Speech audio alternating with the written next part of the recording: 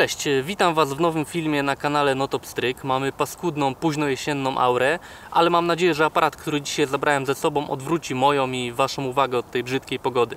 Mowa tu o Fuji X-T3.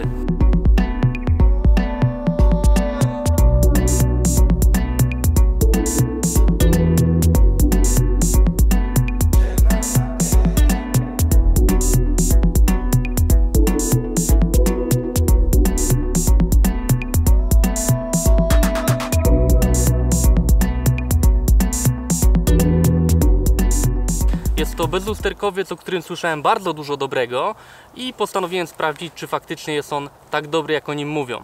Przez długi czas seria XT Fuji była flagowcami. Wszystko co najlepsze trafiało do tej serii, ale w tym roku pojawił się model XH, który był jakby pozycjonowany jeszcze wyżej. Miał większe, bardziej profesjonalne body i stabilizację obrazu. Ale po jakimś czasie wyszedł X-T3, który jest nowszym aparatem i wiele rzeczy ma lepszych od XH1, więc w tej chwili ciężko stwierdzić, która seria tak naprawdę jest tą flagową. Dzisiaj zajmiemy się X-T3 i zapraszam Was do mojej recenzji. Jeśli chodzi o budowę aparatu w stosunku do poprzednika, czyli X-T2, zmieniło się bardzo niewiele. Aparat odrobinę urósł, dzięki temu trochę lepiej trzyma się w ręce. Ma zupełnie nową muszlę wizjera, dzięki temu bardziej nasza twarz jest odsunięta i nie jeździ już tak bardzo po ekranie. Dalej jest wykonany z magnezu. Tutaj jest to chyba jakiś nowy, trochę lżejszy stop, bo robi takie wrażenie wręcz plastikowego, ale nie, jest to magnez. Trochę urosły pokrętła od ekspozycji, co dla mnie jest bardzo na plus, dlatego że wcześniej czasami ciężko było, szczególnie w grubszych rękawiczkach, zmieniać te ustawienia. Tutaj jest pod tym względem zdecydowanie lepiej. Dalej mamy mnóstwo przycisków i pokręteł, jak to w Fuji. Wiele osób bardzo lubi to, że wszystkie rzeczy, czas, ISO są wyciągnięte na wierzch, ale na początku można się w tym trochę gubić. Ja bardzo często używam pokrętła od ISO, bo po prostu raz je ustawiam i potem często tego nie zmieniam, ale jeśli chodzi na przykład o czas naświetlania, to wolę go zmieniać klasycznie pokrętłami niż robić to tym kółkiem na górze. Ale fajnie, że jedni i drudzy mogą znaleźć rozwiązanie dla siebie. Aparat ma też nowe uszczelki, co też uważam jest dużym krokiem naprzód, bo nie ukrywam, że z moim Fuji X-T1, który jest, no wiem, 2 generacje wcześniej, ale z tej samej jakby serii, miałem czasem problemy w trudnych warunkach. Tutaj dzięki temu, że są nowe uszczelki, jest szansa, że aparat będzie sobie radził lepiej. Mamy 2 sloty na kartę, są to sloty obsługujące karty SD w standardzie UHS-2, czyli tym bardzo szybkim. Obsługują do 512 GB pamięci, co przyda się szczególnie przy filmowaniu. Z drugiej strony mamy wejście na złącza, mamy USB typu C, bardzo duży plus. Możemy też przez to złącze ładować aparat w trakcie pracy i mamy wejście na mikrofon i słuchawki, co na pewno docenią filmowcy. Bardzo podoba mi się też joystick do ustawiania autofokusa, jest to mega szybkie i wygodne rozwiązanie. Dłużej chciałbym się zatrzymać przy wizjerze i ekranie. Wizjer to nowa konstrukcja w serii XT, ale ta sama, która była wcześniej w XH1. Jest to bardzo dobry, duży wizjer, ma 3,6 megapiksela, nie smuży, nie szumi, pracuje się z nim bardzo fajnie.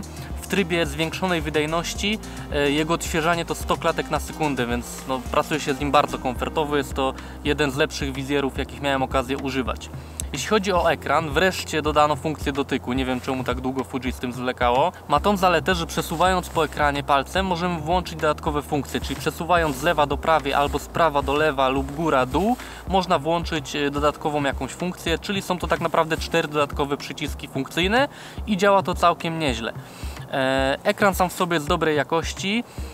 Jedyne co mi się nie podoba, to ustawianie ostrości podczas robienia zdjęć, bo oczywiście można kliknąć palcem na ekran i tam gdzie dotkniemy aparat zrobi zdjęcie, ale to działa jakoś bardzo wolno i z dosyć takim nieprzyjemnym opóźnieniem, nie wiem czemu, może w przyszłości w upgrade'zie softu zostanie to poprawione.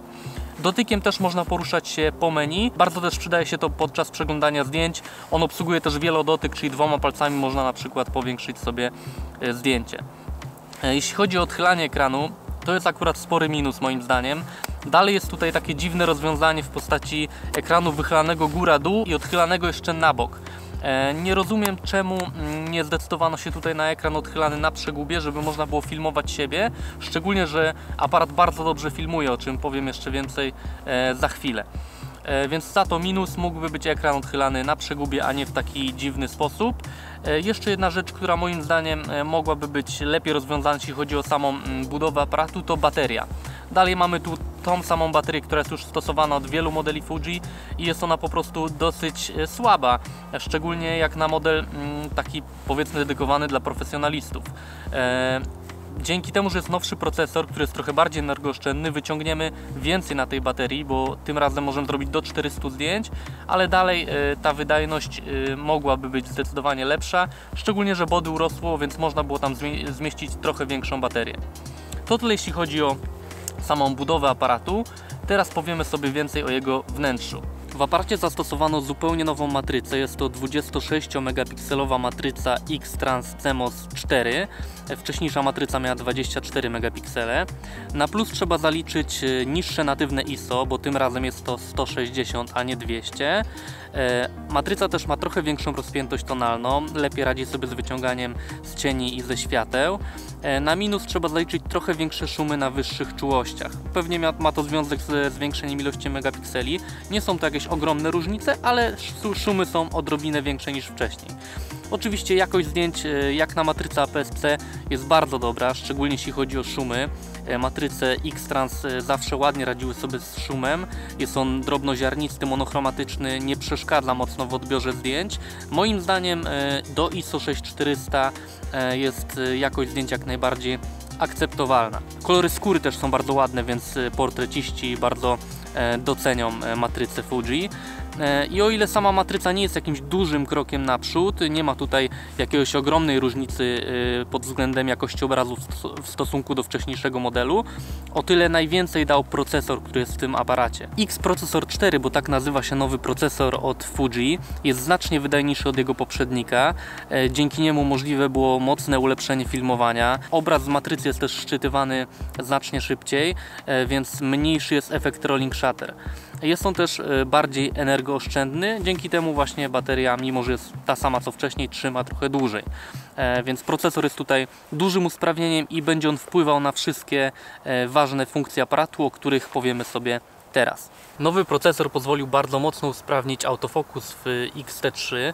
Teraz do dyspozycji jest 425 punktów detekcji fazowej rozsianej po całej matrycy. W każdym możliwym punkcie można tą ostrość ustawić.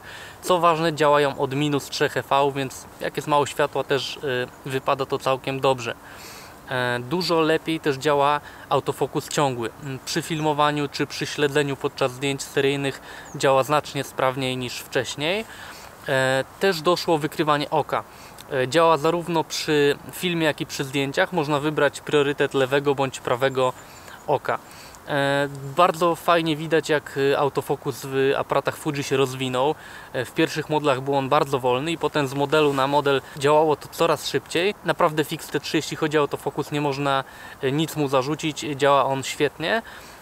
Jedynie trzeba wziąć pod uwagę, że dużo zależy od obiektywu, jaki podłączymy, bo na przykład w obiektywie 90-2.0, który mam tutaj ze sobą, działa on bardzo szybko, ale już w takim 56-1.2, który jest starszą konstrukcją, działa on niestety wolniej, więc tutaj dużo też zależy od obiektywu. Ale za sam moduł, który jest w aparacie, ogromny plus dla Fuji. Jeśli chodzi o zdjęcia seryjne, też nastąpiła bardzo duża poprawa w stosunku do X-T2. Teraz aparat w najszybszym trybie z migawką elektroniczną robi 30 klatek na sekundę, ale z kropem razy 1,5. Jeśli chcemy wykorzystać całą matrycę, to przy migawce elektronicznej zrobimy 20 klatek na sekundę, a przy migawce mechanicznej 11 klatek na sekundę i są to normalne wartości, które uzyskamy z samego aparatu, bo w X-T2 trzeba było podłączyć grip, żeby dopiero aparat mógł osiągnąć te najwyższe klatkarze. Tutaj bez żadnego gripa aparat osiąga takie prędkości. Co też jest bardzo ważne, podczas korzystania z migawki elektronicznej nie mamy blackoutu w wizjerze. Bardzo pomaga to przy śledzeniu obiektów, szczególnie przy jakiejś fotografii sportowej bądź fotografowaniu ptaków w locie. Nowy procesor pozwolił też na bardzo mocne ulepszenie filmowania. Aparat nagrywa 60 klatek w 4K i 120 klatek w Full HD, ale z niewielkim kropem. Jeśli chcemy wykorzystać całą matrycę, to możemy filmować 4K w 30 klatkach i wtedy osiągamy bitrate 400, albo Full HD w 60 klatkach z bitrate'em 200. Do tego autofokus ciągły działa sprawnie i można go dodatkowo regulować. Aparat jest w stanie też nagrywać obraz na kartę pamięci w 10 bitach. Posiada też bardzo płaski tryb obrazu F-Log, przy którym osiągamy rozpiętość tonalną aż 12V i faktycznie jest on bardzo płaski, wyprany z kontrastu, z kolorów. Jeśli chcemy potem robić jakiś zaawansowany color grading, to warto z tego skorzystać. Tryb F-Log działa od ISO 640. Aparat posiada też takie zaawansowane funkcje jak zebra, jak kody czasowe, ma też zaawansowaną redukcję szumu wiatru. Aparat ma też znacznie mniejszy efekt rolling shutter podczas filmowania. Generalnie jestem pod wielkim wrażeniem tego, jak filmuje X-T3. Do ideału zabrakło dwóch rzeczy. Po pierwsze odchylnego ekranu, co bardzo przydałoby się vlogerom, a po drugie stabilizacji obrazu, no bo niestety tutaj bez gimbala się nie obejdzie, jeśli chcemy robić jakieś bardziej dynamiczne ujęcia. Jeśli ten aparat dostanie w przyszłości w kolejnej generacji stabilizację obrazu i odchylany ekran, będzie jednym z lepszych aparatów na rynku do filmowania w takim przedziale cenowym. Czas na podsumowanie tej recenzji. Uważam, że X-T3 jest w tej chwili jednym z najlepszych i najbardziej uniwersalnych aparatów APS-C na rynku. Na plus trzeba zaliczyć świetną jakość zdjęć w szerokim zakresie czułości, bardzo rozbudowany i dobry tryb filmowy, szybki autofokus i szybkie zdjęcia seryjne, świetny wizjer oraz zaawansowane, wygodne w obsłudze body z wieloma przyciskami i pokrętłami. Na minus zaliczyłbym sposób odchylania ekranu, słabą baterię, no i to, co boli mnie najbardziej, czyli brak stabilizacji w tym modelu, no ale pewnie jest to podyktowane tym, że stabilizację ma XH1 i gdyby ten aparat dostał stabilizację, to XH1 nie miałby wtedy większego sensu. Trzeba też wspomnieć o bardzo rozsądnej cenie. Aparat kosztuje około 6,5 tysiąca za body. Uważam, że jest to świetna cena jak za aparat o takich możliwościach. Aparat sprawdzi świetnie w fotografii portretowej ze względu na piękne kolory skóry, w fotografii podróżniczej ze względu na uszczelnienia, małe gabaryty i też dobrą jakość zdjęć, oraz w fotografii sportowej przez dobry autofokus i szybkie zdjęcia seryjne. Więc mamy bardzo uniwersalne, niewielkie body, które mogę polecić w zasadzie każdemu. To tyle ode mnie na dzisiaj. Widzimy się niedługo w kolejnych filmach. Cześć!